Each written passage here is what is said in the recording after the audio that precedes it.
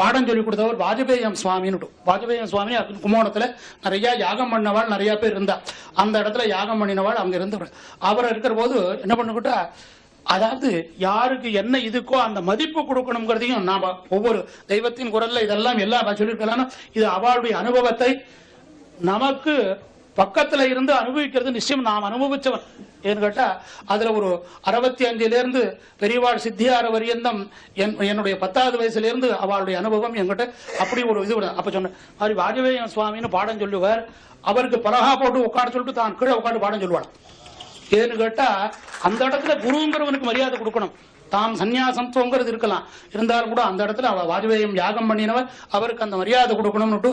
அதுல வைஷ்ணவர்களோட பேதம் கிடையாது. அந்த மாதிரி அவளுக்கு ஒரு பேதம் கிடையாது. நாம ஒரு சின்ன விடயத்துல மட்டும் பெரியவாளை பத்தி சொல்லிட்டு இந்த அனுகிரகம், அவளுடைய அனுகிரகம் இத்தனை பேருக்கும் கிடைக்கணும். இந்த மாதிரி அவளுடைய அனுகிரகம் கிடைக்கிறதுக்கு நாம் அவள்கிட்ட இருந்தோம்னா